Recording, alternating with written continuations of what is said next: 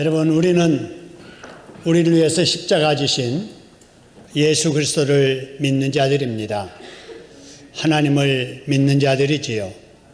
그래서 주변 사람들이 우리를 향해서 교인이라 이렇게 말을 하고 예수 믿는 사람들이라고 말합니다. 또 기독교인이라고 말하기도 하지요. 우리가 이렇게 예수를 믿고 또 하나님을 믿는다면 믿는 자답게 살아야 될 줄로 믿습니다. 자, 그러면은 이 종말의 시대에 사는 우리 예수 믿는 교인 성도들이 과연 어떻게 살아야 될까요? 빌립보서 3장 13절 14절의 말씀에 우리에게 답을 해줍니다. 형제들아, 예수 믿는 하나님의 자녀된 우리들을 두고 하는 말이지요. 형제들아, 아직 자본줄로 여기지 말라라는 겁니다. 할렐루야. 아직 자본줄로 여기지 말라, 그 말은 현재의 삶에 안주하지 않아야 된다라는 것이지요. 그 다음에 이어지는 말씀은 뒤에 있는 것은 다 잊어버려라.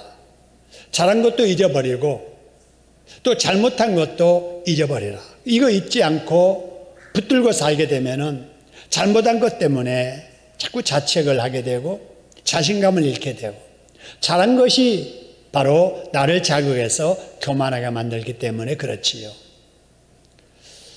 그래서 뒤의 것은 잊어버리고 현재의 삶에 안주하지 말고 앞에 있는 것을 잡으려고 달려가라는 것입니다. 할렐루야. 우리 그리스도인의 삶은 바로 과거 지향적인 삶이 아니고 현재에 안주하는 삶이 아니라 과거의 일을 교훈 삼아서 미래를 바라보고 현재 열심히 최선을 다하는 삶입니다. 할렐루야. 여러분들도 그런 삶을 지금까지 살아오신 줄로 알아요. 여러분, 이제 이후로도 그렇게 살아가시는 정말 성도다운 기독교인다운 저와 여러분 되기를 주님의 이름으로 축원합니다. 자, 그러면은 어떻게 달려야 될까라고 하는 것입니다. 오늘 여기 말씀을 보니까 표대를 향하여 라는 말씀이 있습니다. 표대라고 하는 것은 뭔가 목표가 있어야 된다는 거지요. 목표가 있어야 된다. 내가 금년 말까지 이렇게 할 거야. 내가 결혼 전까지는 이렇게 할 거야. 내가 70대기 이전에는 꼭 이렇게 하고야 말 거야. 이렇게 하는 목표가 있어야 된다라고 하는 것입니다. 여러분, 그런데 그 목표도 내 나름대로 정한 인간적인 목표, 또 세상 사람들이 갖는 이런 세속적인 목표가 아니고 오늘 말씀을 이어서 보니까 하나님이 위에서 부르신 부름이라는 말씀이 있습니다. 하나님께서 우리를 부르실 때 뭔가 목적이 있다라고 하는 거예요. 목적, 부름이 있다는 거지요. 여러분, 이 부름이라고 하는 것을 우리는 뭐라고 말하느냐? 사명이라고 말합니다.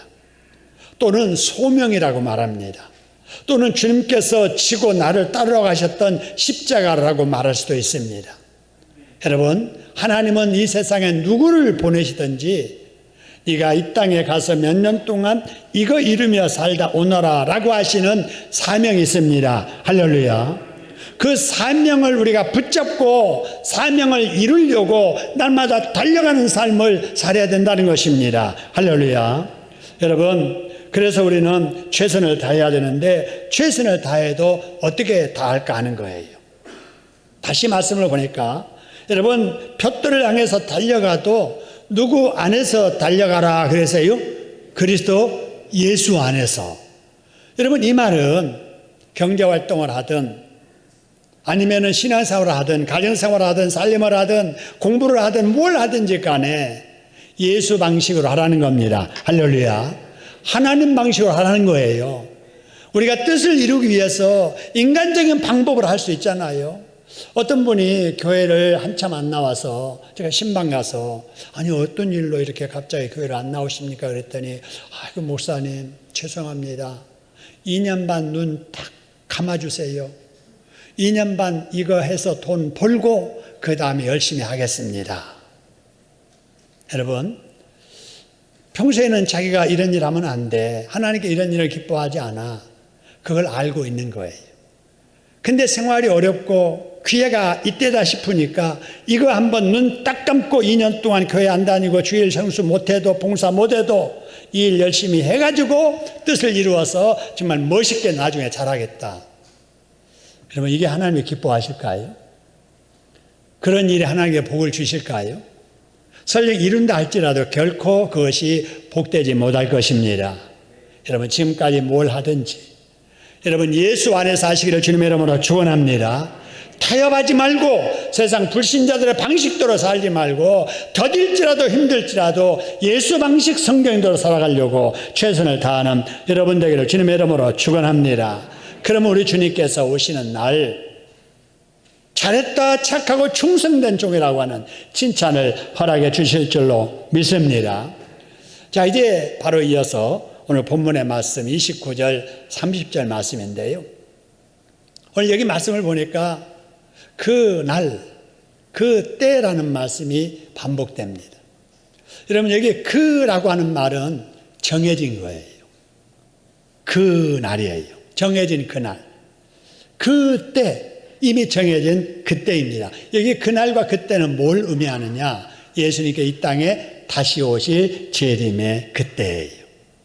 그때가 다가오면은 어떤 징조가 있을 것인가를 미리 하나님께서 말씀해 주시고 그때 주님의 재림의 때에 어떤 일이 벌어질까를 우리에게 미리 말씀해 주시는 거예요. 여러분 이렇게 미리 말씀해 주시는 이유는 하나님을 믿는 자들이 미래를 바라보면서 살되 어떻게 해야 될 것인가를 알려주기 위해서 이렇게 알려주시는 겁니다. 할렐루야. 그래서 예수님께서 이 종말의 마지막 때가 되면은 무슨 일이 일어날 것인가에 대해서 말씀하시기를 자꾸 전쟁의 소문이 많아질 것이라는 거예요. 전쟁의 소문이 계속 들려올 것이다. 그리고 기근이 일어나고 그 다음에 지진이 일어나고 여기 직접적인 표현은 없지만은 태풍, 허리케인, 사이클론이라고 하는 이런 광풍이 막 불고 또 메마른 땅에 홍수가 나고 눈으로 빙하로 덮여있어 땅이 드러나고 거기에 기온이 막 영상으로 올라가고 여러분 이런 기후적인 위기가 올 것이라는 거예요. 그리고 사회와 가정에까지 시간이 지날수록 사랑이 식어지면서 각박해지는 사회가 될 것이고 예수 믿는 자들은 믿는다는 그것 때문에 핍박을 받게 될 것이고 믿음 지키며 살기가 갈수록 힘들어질 것이다 하는 거예요. 그런데 이상한 것은 아무리 믿는 사람들의 핍박이 많아져도 복음은 땅끝까지 전파될 것이라는 겁니다. 할렐루야. 바로 성도들과 교회들이 핍박 중에도 복음 전파의 사명을 잘 감당해서 복음이 땅끝까지 전파되게 될 것이고 그때가 되면 주님은 다시 오시겠다고 하는 겁니다. 할렐루야. 여러분 이렇게 예수님께서 다시 오시겠다는 재림의 약속이 신약 성경만 해도 318번 나오게 됩니다. 여러분 한 번이 아니고 318번이 나오게 되는데 그중에 대표적인 말씀 오늘 본문의 30절 말씀입니다. 보세요. 그때 주님이 이제 다시 오실 재림의 그때에 인자가 그럽니다. 인자라는 것은 바로 예수님께서 자기 자신을 지칭하실 때 사용하시는 호칭입니다. 그래서 이 인자라는 말 속에는 예수님은 본래 사람이 아니셨다는 것이 여기에 포함되어 있는 거예요. 내가 본래는 하나님이었는데 죄인을 죄 해결하기 위해서 이 땅에 사람의 몸으로 왔다 하는 것을 지금 인자로 이렇게 표현하는 거예요. 그죠? 그래서 예수님께서 자, 이 땅에 다시 오실 징조가 하늘에서 보일 것이다. 그때 사람들이 통곡하게 될 것이고 죄진 사람들이죠. 인자가 구름 타고 능력과 권능으로 오는 것을 뭐 하겠다고요? 볼 것이라는 거예요. 그렇죠? 하나님의 징조를 통해서 천체의 이상한 현상으로 예수님 오실 징조를 보여주고 그 다음에 예수님 오실 때 조용히 남몰리 비밀스럽게 오시는 게 아니라 구름 타고 능력과 영광으로 이 땅에 심판하러 오시겠다는 말씀이지요. 요한복음 14장 2절 3절에도 내가 너희를 위해서 거처를 예비하러 간다. 예수님께서 십자가에 지시고 죽임을 당하셔서 장사 지낸 바 되었지만은 평소 말씀하신 대로 사흘 만에 부활하신 거예요. 부활하시고 그 다음에 승천하시면서 하신 말씀, 내가 너희, 예수 믿는 너희를 위하여 거처를 예비하러 간다. 여러분, 사람에게는 거처가 필요하잖아요. 몸을 가지고 있기 때문에 몸에 거처가 필요해서 돈 없으면은 남의 집을 빌려서 월세 주고라도 여러분 거처 마련해서 살잖아요. 여러분 여유가 있으면은 내 집 마련해서 살잖아요. 거처가 여러분 반드시 필요합니다. 가족과 함께 쉴 공간, 함께 지낼 거처가 필요합니다. 근데 우리 사람에게는 육신만 있는 게 아니라 영혼이 있잖아요. 그래서 이 세상에서 육신은 죽을지라도 영혼이 가서 살 거처가 필요한데 그 영혼의 거처를 우리 예수님께서 예비하신다는 겁니다. 할렐루야. 예비하시는 거예요. 미리 준비하시는 거예요. 그러면서 말씀, 내가 너희를 위해서 거처를 예비하러 가는데 그것이 다 맞춰지면 다시 오겠다는 겁니다. 할렐루야. 지금은 여러분 예수님께서 우리가 거할 천상의 거처를 공사 중이십니다. 할렐루야. 공사 중이세요. 공사 맞춰지면은 우리 주님은 우리를 데리러 오실 거예요. 보세요. 다시 와서 뭘 하시느냐? 너희를 내게로 뭐 하리니 그래서요? 영접하겠다는 거예요. 보세요. 우리가 이 세상에 살면서 사람이 예수님을 믿음으로 마음속에 모시는 것이 영접이잖아요. 그래서 예수님을 구주로 영접할 때 구원의 역사가 이루어지게 되잖아요. 그래서 저와 여러분들은 여러분 예수 그리스도를 마음속에 나의 주인 왕으로 영접하신 줄로 믿습니다. 여러분 그러니까 하나님께서 예수님께서 보답으로 마지막 날 내가 너희를 영접해 주겠다는 겁니다. 할렐루야. 우리는 예수님의 영접받아서 예수님이 가 계시는 그 천국에서 영원히 살게 될 줄로 믿으시기를 주님의 이름으로 축원합니다. 여러분 예수님께서 이렇게 아주 분명하게 말씀을 하셨잖아요. 다시 오시겠다고 약속하셨잖아요. 그런데 불신자들은 성경 자체를 믿지 않으니까, 예수 자체를 믿지 않으니까 이런 말씀을 하시든지 기록돼서 뭐 있든지 아무 상관없이 믿지 않지만, 여러분 예수를 구주로 영접한 저와 여러분들은 예수님의 이런 말씀을 말씀대로 믿어야 될 줄로 믿으시기를 소원합니다. 하나님이신 예수님이 이 땅에 우리 구원하기 위해서 오셨잖아요. 우리가 해결하지 못한 죄값을 치러주시려고 우리 대신해서 십자가에 죽임당하셨잖아요. 그리고 우리가 죽어야 될 그 저주를 다 받으시고 장사 지내셨잖아요. 하지만 그것으로 끝나는 게 아니라 예수님을 영접한 자는 다시 산다는 것을 보여주시려고 첫 열매가 되셔서 그 무덤 가운데서 다시 살아나셨습니다. 할렐루야. 그리고 승천하시면서 약속하신 대로 때가 되면은 바로 천국 우리 있을 거쳐 완공하면은 공사 마치면 이 땅에 다시 오셔서 우리를 그곳으로 데리고 가게 될 줄로 믿으시기를 소원합니다. 바로 이 부활신앙, 그죠? 죽어도 다시 산다는 이 부활신앙 때문에 우리의 믿음의 선배들은 죽음을 불사하고 신앙을 지킬 수 있었던 거지요. 여러분 우리 조선 땅에 많은 선교사들이 와서 복음을 전하다가 죽임당했습니다. 우리가 지금 생각하는 저 아프리카 오지에 가난한 그 민족보다도 더 못한 우리 조선시대의 민족을 위해서 자기 나라 풍족하게 자기 가족과 더불어서 잘 살 수 있는 그런 사람들이 복음 증거 위해서 조선 사람들 우리 민족을 구원시키려고 복음 전하다가 총칼 앞에 믿음의 절개 끝까지 지키면서 죽임당해서 순교당한 사람들이 얼마나 많은지 몰라요. 왜 그랬어요? 왜 저 자식을 데리고 와서 어린 나이의 아이들이 조선의 풍토병에 걸려서 죽어가게 되고 아내가 죽고 자신이 죽는 이런 일들을 왜 했어요? 부활신앙 때문입니다. 할렐루야. 죽어도 산다는 부활신앙이 바로 그들을 그렇게 붙잡아 주었던 거예요.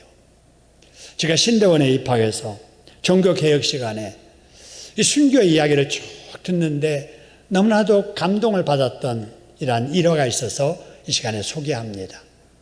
여러분, 서머나 교회의 감독이었던 폴리갑이라고 하는 사람의 이야기입니다. 여러분, 이 폴리갑은 예수를 믿는다는 이 이유 하나 때문에, 황제 숭배를 거절한다는 이유 때문에 로마 권력자에 의해서 체포당합니다. 많은 사람들이 모인 앞에서 이제 총독 앞에 신문을 받습니다. 그대가 폴리갑인가? 그렇소. 네가 죽지 않고 살고 싶거든 이 자리에서 네가 믿는 그리스도를 부인하라, 욕하라. 한 번만 그렇게 하면은 살려주겠지만은 그렇지 않으면은 저 준비된 포악한 사자들, 짐승들의 밥이 될 것이다. 당신이 나를 야수에게 던진다 해도 나는 그분을 부인할 수 없어. 내가 86년 동안 그분을 나의 왕으로 섬겨왔는데 그분은 나에게 한 번도 섭섭하게 한 일이 없어.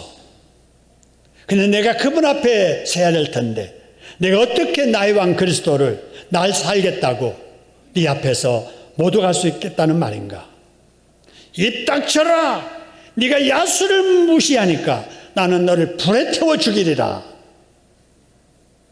당신은 오직 잠깐 태우고 없어질 불로 나를 위협하지만은 당신은 악한 죄인을 위해서 예배된 영원한 불못의 형벌을 모르고 있어. 당신이 원한다면 원하는 대로 하시오. 그러나 나는 내 왕 그리스도를 절대로 부인할 수 없어.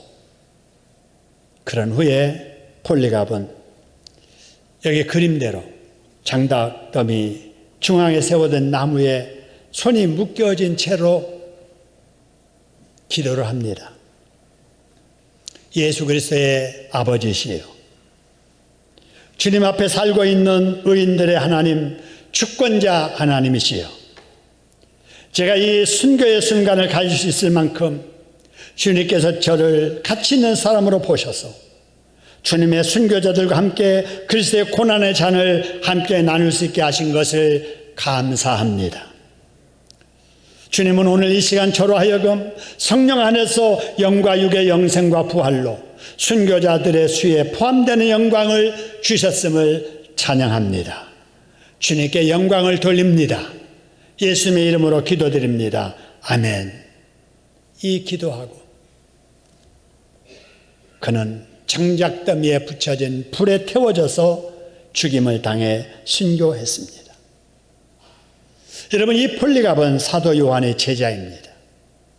사도 요한에게 배운 재림신앙 때문에 그 죽음의 위협을 받으면서도 불의와 타협하지 아니하고 믿음의 절개를 굳게 지킬 수 있었습니다. 할렐루야.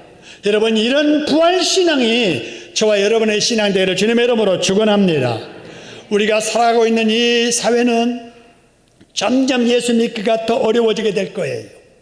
여러분, 그럴 때 작은 어려움 앞에 우리가 무너지고 넘어지면 안 되잖아요. 죽고 사는 문제 앞에서도 죽음을 불사하고 믿음의 줄을 붙잡았던 이 믿음의 선배들의 신앙 우리가 본받아서 여러분, 어지간한 어려운 일이라도 부활신앙으로 이겨내는 여러분 되기를 주님의 이름으로 축원합니다. 여러분, 세상과 타협하지 마시고 인간적인 생각에 여러분 속지 마시고 여러분 힘들지라도 말씀대로 빠르게 잘 믿는 저와 여러분 되기를 주님의 이름으로 축원합니다. 여러분, 그러면 이 예수님은 언제 다시 오실까요? 여러분, 계시록 16장 15절의 말씀 보니까 주님께서 말씀하십니다. 보라, 내가 너같이 오리니 그랬어요? 도둑같이 온다. 여러분, 도둑같이 온다라고 하는 이 말씀이 뭐냐? 도둑이 예고하고 오는 게 아니잖아요. 예측할 수 없는 때에 오는 것처럼 예수님께서 전혀 예측하지 못하는 때에 갑자기 오신다는 말씀을 이렇게 표현하신 거예요. 여러분 도둑 맞아본 적 있습니까? 늘 문단속을 잘하는데 그날 하루 문단속을 소홀해서 못했더니 그날 어떻게 알고 도둑이 들어오는 거잖아요. 여러분, 도둑은 예고하지 않고 와요. 그럼 만일에 도둑이 예고하고 온다면 도둑 맞을 사람이 누가 있겠어요? 아무도 없지요. 그래서 예수님께서 재림의 때에 관해서 마태복음 24장 36절에서 이런 말씀하십니다. 보세요. 같이 한번 읽어볼까요? 시작. 그날과 그 때는 아무도 모르나니 하늘의 천사들도 모르고 아들도 모르고 오직 누구만 안다고요? 아버지 하나님만 아신다는 겁니다. 할렐루야. 그날과 그때는 아무도 몰라요. 아무도. 예수께서 분명히 이렇게 말씀하셨는데도 불구하고 나는 그날을 안다 는 사람들이 있습니다. 근데 여러분, 이런 거짓말에 많은 사람들이 속아요. 여러분, 우리 주님께서 분명히 아무도 모른다, 천사도 모른다, 아들도 모른다, 아버지만 안다고 했는데 안다는 사람이 있다면 그 사람은 하나님 아버지일 거예요. 그죠? 하나님 아버지가 아니면 알 수 없잖아요.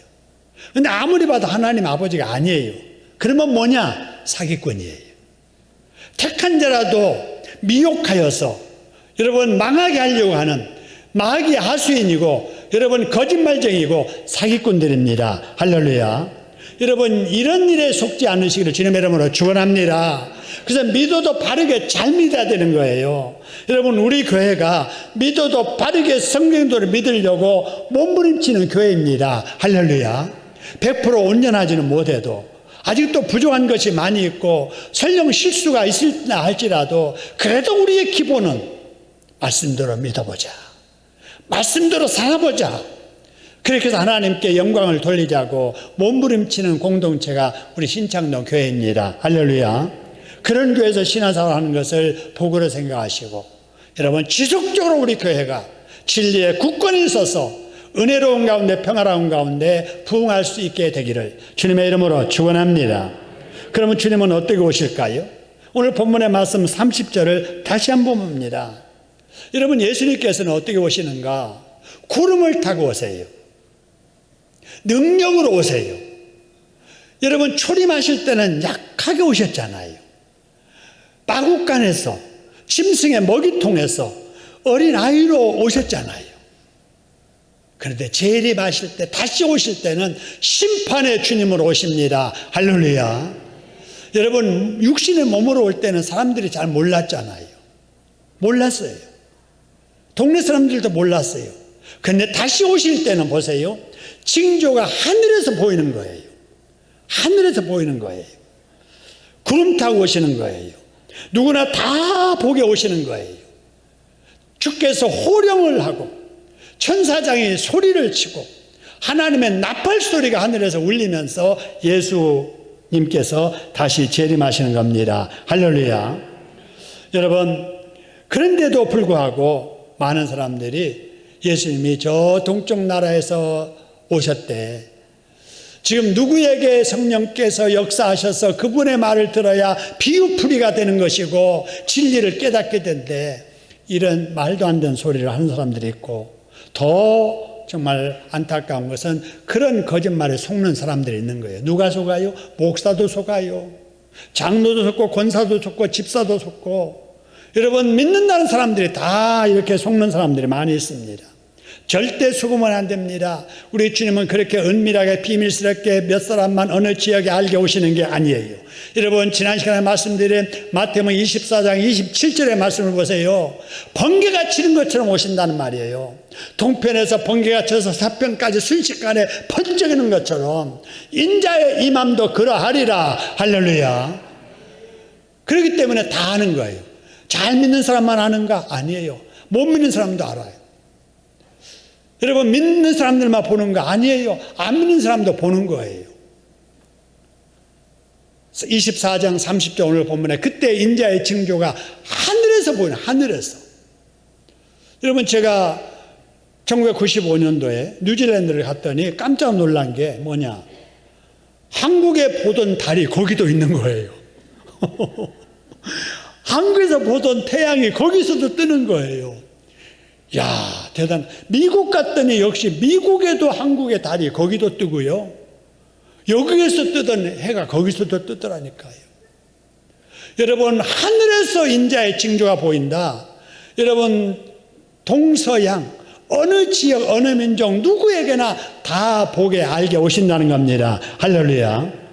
그렇기 때문에 예수님이 재림하실 날을 안다는 사람도 잘못 믿는 것이고, 예수님이 이미 재림했다고 말하는 사람들도 거짓말하는 것이고, 예수님이 재림하신 것을 우리만 안다고 하는 사람들, 그들도 거짓말에 속고 있는 무리들입니다. 지금 우리는 영적으로 잘못된 이런 사람들 틈에 살고 있습니다. 그렇기 때문에 제가 늘 강조하는 것처럼 믿어도 바르게 잘 믿어야 됩니다. 할렐루야. 바르게 잘 믿는 것은 여러분 성경대로 믿는 것입니다. 할렐루야. 늘 성경을 읽으면서 성경대로 알고 성경대로 믿고 성경대로 살려고 애쓰는 저와 여러분 되기를 주님의 이름으로 축원합니다. 따라합시다. 믿어도 확실하게 잘 믿는 것이 뭐대로 믿는 것이다? 성경대로 믿는 것이다. 할렐루야.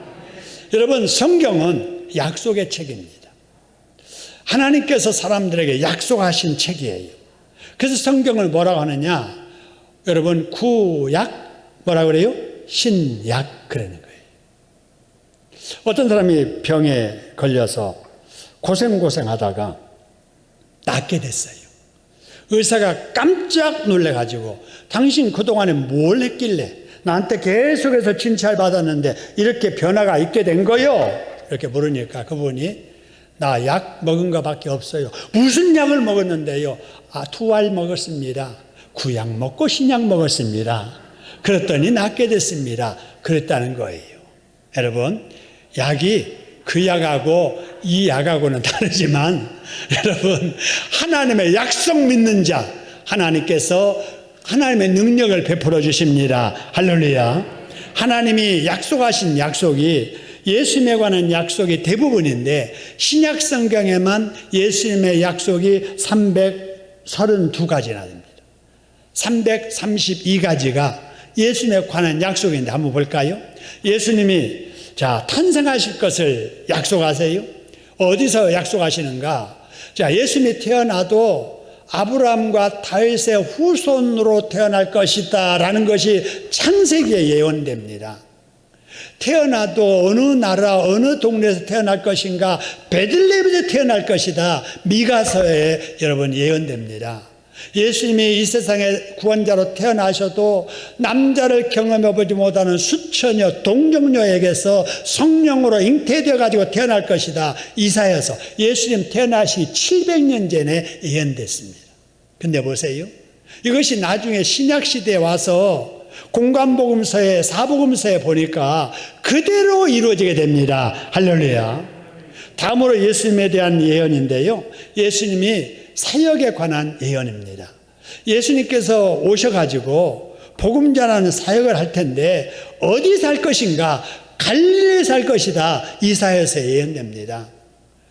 그렇게 하는데 자기 민족 유대인에게 배척당할 것이다. 역시 이사야서 53장에서 예언하지요. 이분이 마지막에 예루살렘에 입성할 거다. 그런데 그때 낙이 타고 갈 것이다. 스가랴서에 예언된 말씀이 여러분 복음서에 보니까 그대로 이루어지지 않아요. 할렐루야. 예수님이 고난당할 것도 예언되는데 보세요. 예수님이 배반당할 것이다. 시편에서 예언됩니다.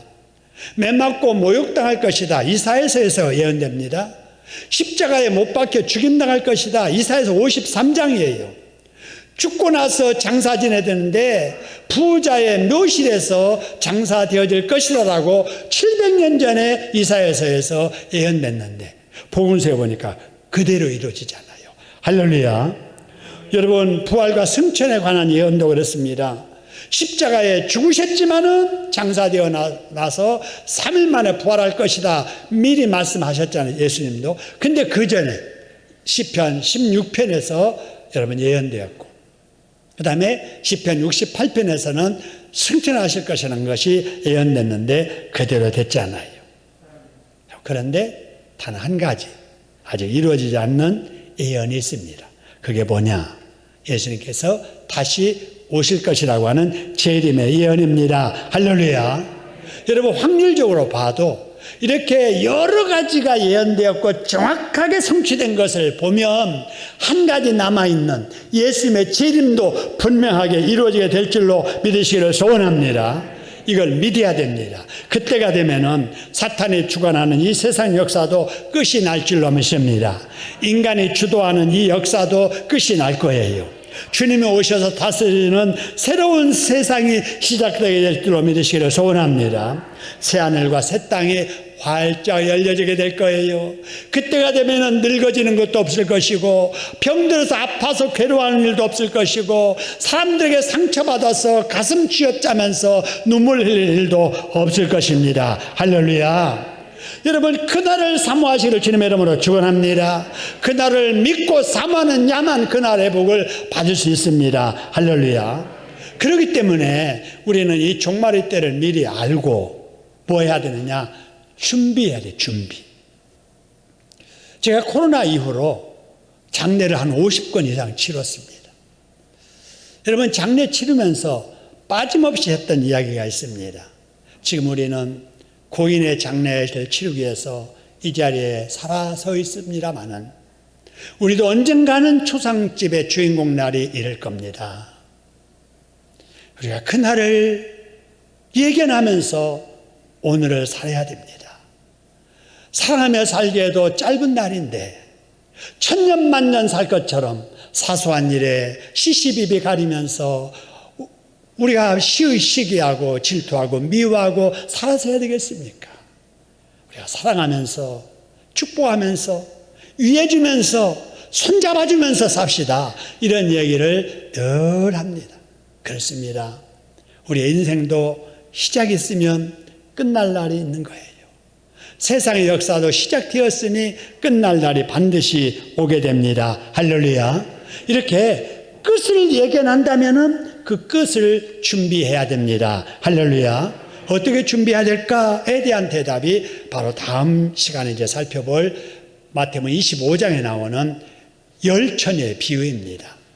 여러분, 여기 열 처녀가 있는데요, 신랑을 맞이할 준비하는 처녀들입니다.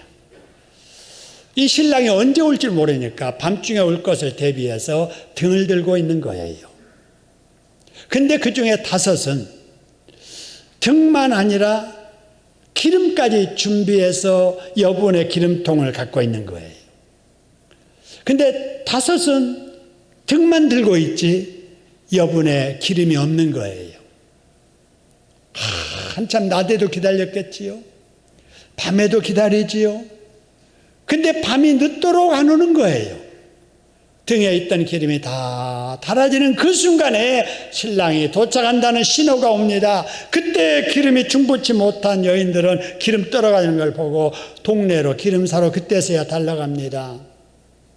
근데 등만 아니라 기름이 충분했던 그 5 처녀는 신랑을 맞이해서 혼인잔치집에 들어가고 혼인잔치의 문은 닫히게 됩니다. 나중에 기름을 준비해서 찾아온 5 처녀 아무리 문을 두드려도 때는 지난 거예요. 들어가지 못했습니다.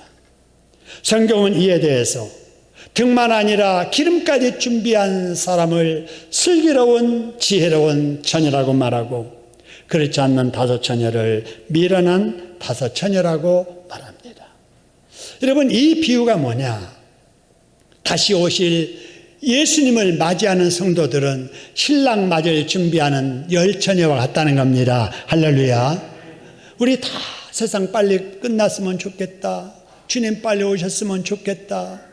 주님의 나라가 빨리 일어났으면 좋겠다. 질병 없는 세상, 눈물 없는 세상 됐으면 얼마나 좋을까? 이런 생각을 하면서 주님 기다리는데, 과연 우리가 기름 준비하고 주님 오실 것을 기다리고 있느냐라고 하는 거예요. 마음만 주님 빨리 오시기를 원하면서 교회만 왔다 갔다 등 들고 다니는 처녀처럼 다녔지, 마음속에 진정 필요한 성령의 기름 은혜는 충만하게 준비되지 못하고 있지 않느냐, 그 말입니다. 우리 여러분, 슬기로운 5 처녀 되기를 주님의 이름으로 축원합니다. 성령의 기름으로 충만하고 은혜로 충만한 여러분 되기를 주님의 이름으로 축원합니다. 그 기름 준비하라고 하나님께서 이 어려운 시기 코로나 상황에서 우리 교회에 회복을 위한 축복성을 허락해 주신 줄로 믿으시기를 소원합니다. 여러분, 그렇습니다. 여러분, 이번 기회에 정말 여러분 은혜 성령 충만받고 기름 준비 충만해서 언제 주님 오시든지 할렐루야 주님 맞을 준비하는 여러분 되기를 주님의 이름으로 축원합니다. 여러분, 그런데 이 은혜 받는 자리에 여러분 혼자 나오시면 되겠습니까? 여러분, 은혜 받는 자리는 여러분 가서 구경이라도 하도록 해야 됩니다. 할렐루야. 여러분, 말씀을 듣다 보면은 이 말을 꼭 우리 아내가 들어야 되는데 싶은 그때가 올 거예요. 말씀을 듣다 보면 이 말을 꼭 우리 아내가 들었어야 되는데, 그런데 없는 거예요. 이 말을 우리 자식들이 들었으면 얼마나 좋았을꼬. 근데 자식이 없는 거예요. 여러분, 그렇게 부흥에 맞이하면 안 되잖아요. 여러분, 맛있는 음식 앞에서도 생각나는 사람이 없다. 그 사람 사랑하는 사람이 아니에요. 맛있는 음식 앞에 아내가 생각나는 그 남편의 진정 아내를 사랑하는 남편이에요. 여러분, 멋있는 곳에 가서 남편이 생각나는 아내가 진짜 남편을 존경하고 사랑하는 아내입니다. 여러분, 은혜 받고 복 받는 자리에서 자녀들이 생각 안 난다. 지 운명 지 알아서 살겠지. 나는 기도만 할 뿐이지 내 마음대로 못하니까 하나님께 맡겨. 여러분, 그런 말로 핑계하지 마세요. 여러분, 반드시 은혜 받는 자리에 여러분의 자녀와 가족과 친구와 이웃이 함께 할 수 있기를 주님의 이름으로 축원합니다. 제가 여러분 이 자리에서 말씀을 전하고 있습니다마는 지금까지 이 믿음을 여러분 받았던 그 순간이 언제냐면요, 제가 여러분에게 간증했잖아요. 제가 우리 형님 따라서 교회를 늘 이렇게 다녔는데 그냥 결석하다가 이제 그 부흥회 때문에 다시 시작을 했는데, 저는 어디든지 한번 참석하면 처음부터 끝까지 참석합니다. 그리고 다 메모합니다. 지금도 그래요. 지금 어느 분의 설교를 듣더라도 저는 아이패드 딱 놓고 계속해서 타이핑하면서 입력합니다. 왜냐하면 기록하지 아니하면 잊어버리니까 다시 되새기면서 또 내가 참고할 거를 참고하고 또 고칠 거 고치고 보충할 거 보충하기 위해서 그렇게 늘 하거든요. 그때 부흥회 때도 맨 앞자리에 앉았습니다. 결석하다가 나왔지만은 이왕에 참석할 바에는 앞자리에 앉자. 맨 앞자리에 앉았습니다. 한마디도 빠지지 않냐고 다 메모했습니다. 근데 웬걸 부흥회 마지막 날까지 머리에 들어오는 거는 많은 것 같은데 가슴은 뜨거워지지 않는 거예요. 너무 아쉬웠어요. 마지막 날 밤 끝났어요. 근데 그날따라 조금 이렇게 늦어졌어요. 그래가지고 형이 야, 좀 교회 무슨 일 있으니까 좀 이따 갈래. 그래서 다른 애들을 다 가고 형하고 나오고만 남은 거예요. 근데 우리 시골길이 한 4km 정도 되거든요. 읍내에서, 교회에서. 근데 시골의 밤길 가로등도 없고 주변에 집도 없으니까 그 그냥 공동묘지 밭길 그냥 한 길 또 논길 따라서 가는데 무서워요, 솔직히. 그래서 혼자는 못 가겠더라고요. 그래서 있는데 형이 그래요. 야, 오늘 밤에 청년들이 모여서 마지막 반 뭐 기도하고 내일 아침에 목사님 마지막 설교 듣고 서울 가시는데 배웅회 인사드리고 가자고 하는데 우리 그럴까? 그래가지고 이제 옆에 이제 앉았었어요. 근데 밤 11시쯤 됐는데 교회 그 청년들이 모여서 찬송 부르고 기도하고 막 그러는 거예요. 그러니까 저는 그냥 그럴 만한 믿음이 없었어요. 또 그럴 마음도 준비도 안 됐고 집을 가야 되는데 혼자 가기 무서워서 형 기다리다가 그냥 옆에 앉아 있는 거예요. 근데 옆에 사람이 손짓해요, 오라고. 나도 가고 싶은 마음이 들어요. 그래가지고 아무 준비도 없이 찬송 부르고 기도하는 그 자리에 끼어서 찬송 부르기 시작을 했어요. 그 순간에 성령이 불같이 그 자리에 임하게 됐습니다. 할렐루야. 그 자리에 불같이 많은 성령이 준비되지 않는 구경꾼처럼 곁에 있었던 내게 튀겨서 임하게 된 겁니다. 할렐루야. 그래서 그냥 이 열이 가슴 속에 이렇게 탁 오는데요. 십자가 같은 불이 하나 탁 들어오는데 그 불이 들어오는 순간에 눈물, 콧물 흘리면서 제가 회개하면서 기도를 하면서 그때 진동의 이 느낌을 받았습니다. 그때 받은 그 진동이 지금도 계속됩니다. 말씀을 들을 때마다, 기도할 때마다, 신방할 때마다. 제가 여러분, 특별히 여러분 말씀 전하고 기도할 때요, 아무리 겨울에도 땀이 흠뻑 젖도록 신방하면서도 기도합니다. 저는 건성으로 기도한 번이 한 번도 없습니다. 그렇게 하는 이유가 성령도 그렇게 뜨겁게 역사하시는 거예요. 뜨겁게. 그 은혜로 제가 신학교를 가게 됐고, 그 은혜로 목회를 했고, 그 은혜로 선교사라고 했고, 그 은혜로 우리 교회 담임을 돼가지고, 그 은혜로 지금까지 이런 목회하고 있습니다. 할렐루야. 저는 여러분 사람들 앞에 제 하고 싶은 말도 못했던 사람이에요. 근데 하나님의 성령 주시니까 사람을 완전히 바꾸어서 저는 사람이 많을수록 더 설교를 잘합니다. 사람이 많을수록 강의도 더 잘해요. 저는 그럴 사람이 아니에요. 제 어릴 때 별명이 가시네였어요. 누나들 틈에서 곱게 착하게만 사니까 남들 보기에는 순에 빠진 여자 같은 아이. 그래서 학교에서 가시네였다니까. 가시네. 얼굴이 빨개지고 뭐 시키면 주저하고 하고는 싶은 마음 많은데 나서지를 못하고, 그런 죄가 은혜 받고 성령 받고 나서 변화됐습니다. 할렐루야. 그래서 내가 그때부터 깨달은 것이, 은혜 받는 자리는 가서 구경이라도 하고 졸더라도 잠을 자더라도 은혜 받는 자리에 와서 함께 해야 된다는 겁니다. 할렐루야. 여러분의 자녀들을 부흥회 때 데리고 나오시기를 바랍니다. 아이들 품에 안고 걸고 와서 옆에 재우고, 중고등학생을 와서 시간 아무리 피곤하다 할지라도 그 시간에 여러분 집에서 잠 안 자고 다 컴퓨터하고 오락하고 그래요. 그 시간 조금 이렇게 구별해서 교회 나와서 같이 예배 드리자고 억지로라도 여러분 데리고 오시고, 여러분 끌고 오시고, 안 되면 업고 하시고, 안 되면 그냥 묶어서라도 데리고 와서 옆에 앉혀놓으면 하나님이 책임져 주실 줄로 믿습니다. 그래야 됩니다. 여러분, 그리고 뭘 해야 되느냐? 베드로전서 4장 7절의 말씀을 보니까 여러분 이런 말씀이 있어요. 만물이 마지막에 가까웠다. 지금 만물이 마지막에 가까운 거예요. 그러므로 너희는 뭐 하라고요? 정신을 차리고 뭐 하라고요? 근신하여 뭐 하라고요? 기도하라는 겁니다. 할렐루야. 정말 정신 차려야 될 때입니다. 할렐루야. 정신 차려야 될 때예요. 지금 이 시대가 어느 시대입니까? 우크라이나가, 여러분 러시아에 전쟁이 일어났잖아요. 러시아가 우크라이나를 공격했잖아요. 여러분 이 세상이 이래요. 아니 평화롭게 사는 나라 가서 그냥 막 죽이잖아요. 사람을 막 파괴시키잖아요. 뭐 폭탄을 막 쏘아대잖아요. 사람을 죽이잖아요. 이런 일들이 버젓이 일어나고 있잖아요. 유엔에서 아무 말도 못 하잖아요. 세상 나라들이 보고만 있잖아요. 중국과 대만이 계속 갈등이 일어납니다. 미국이 거기에 개입을 하게 됩니다.